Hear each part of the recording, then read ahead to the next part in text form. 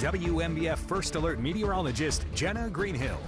Storms continue to be the story right now, and we're continuing to also keep our eye on the water right now. As these storms work offshore, water spouts definitely going to be possible. If you're seeing anything, don't forget to send us those photos to that First Alert weather app. Here's our live look from our WMBF tower cam. This is looking just offshore, and you can just see that heavy rain continues to fall. And again, keeping our eye on some of that weaker rotation that is just offshore. We are starting to see some improvements though, starting to dry out, especially for inland Horry County, where a few downpours continue to be seen. Also for Georgetown County, holding on to a few more thunderstorms that are just going to work offshore. But again, as these starts to work offshore, showing a little bit of rotation. Again, water spouts definitely going to be possible as the next couple of hours before we start to be in the clearance. But when it comes to the weekend, definitely make those plans to get outdoors, because we are going to start to see a lot of improvements as we head throughout the day tomorrow.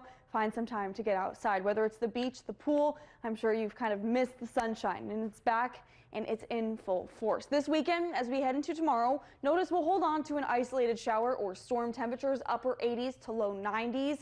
Holding on to just a few more isolated storms as we head into Saturday. Temperatures consistently sitting in the mid to upper 80s to low 90s, feeling even warmer than that. We'll feel like the triple digits as we head into this weekend. I want to walk you through the tropics right now. That area of low pressure that is just in the Gulf right now is now starting to see some increasing chances for some tropical development. Over the next 7 days, a 40% chance. However, this area of low pressure is going to start to work northwestward, going to impact either northeast Mexico or southern Texas.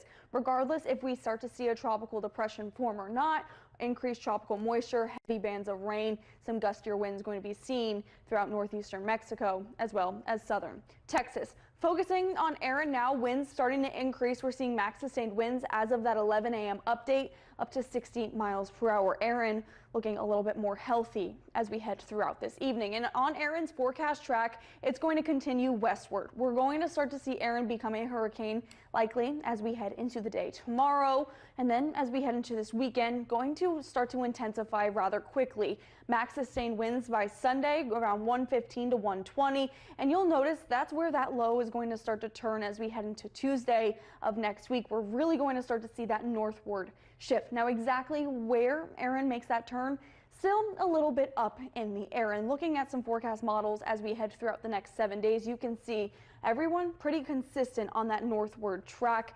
No major impacts going to be seen through the U.S. East Coast. You can see some of those outliers.